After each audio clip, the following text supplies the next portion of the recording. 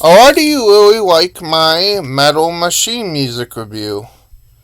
So, let's do another review. And I love doing them. So, I'm not going to turn this into a review channel or anything, but I may sprinkle reviews in there because I like these. So I figured if you guys have any albums you want me to talk about, either if I like them or hate them, or just don't really find it interesting, but also talk about them, let me know. If you think I may actually like an album, though, let me know. Or if you think I may not like an album, but still want to talk about it, let me know. And if it's easy to find, I may do a review on it. Today, I have a really good, interesting one for you guys. What would happen if you take 50s rockabilly and punk rock, mix it up, and talk about weird, cheesy, trashy old monster movies? You get the cramps. Yes, we're talking about their album Bad Music for Bad People today. And let me tell you something. This album is weird, but I love it. Just in case you don't know the Cramps, a little backstory, and heck, I'll even give my backstory and how I found this album, because I actually have a long history of this album. But first, their history. The Cramps was frontman by Wax Material, by the way, not his real name. None of these people have real names, but well, I mean they do, but they just call themselves that. But Wax Material, who is this really interesting frontman, his voice kind of sounds like a mixture between how I would put it, like a mix. Think what would happen if you take Elvis Presley but put it in some weird LSD and put speed in them and all that stuff and make them sound a little bit, not too much, but just a little bit like Little Richard. You get Lux Material.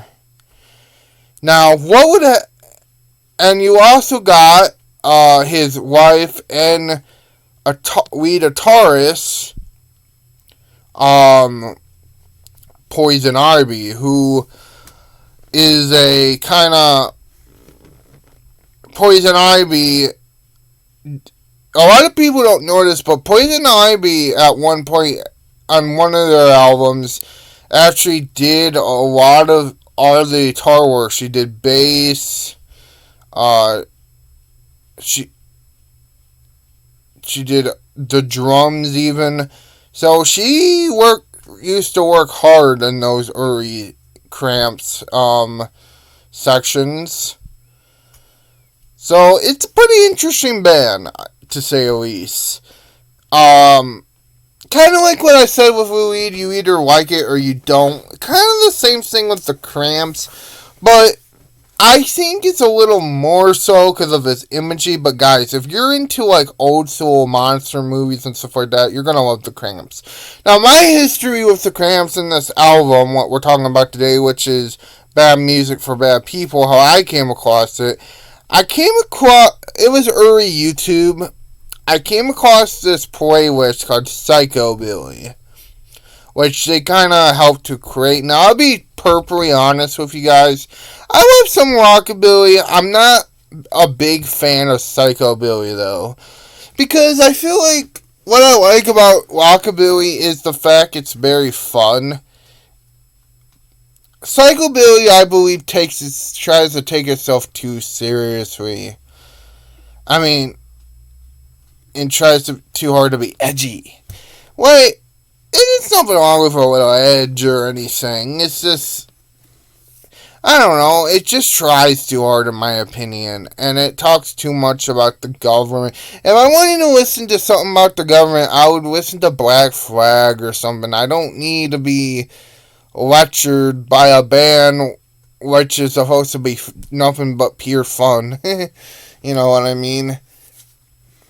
But for the most part, I would say the Cramps ain't like that. The Cramps are actually a fun band, and they didn't really like the whole psychobilly thing either. You know, they liked rockabilly, punk rock. You know what I mean? They like blues and all that stuff. Garage rock.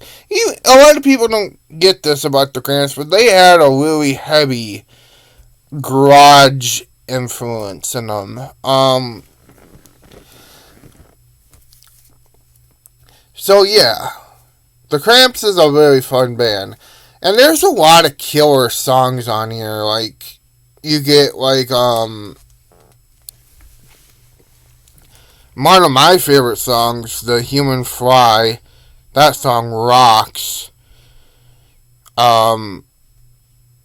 She Said, and wow, just great stuff. You know what I mean? So I give this album a 10 out of 10. It's fun, it's cool, it's cute, kooky. It's just a really fun. It's comic. It's just a really fun album and a fun listen, like all Cramps albums are. And I will definitely be talking about the Cramps again. So have a good day and bye. And before I go though, I do have a question. Like I said, I'm not like a big fan of Psychobilly or anything, but does it have a modern day band like the Cramps?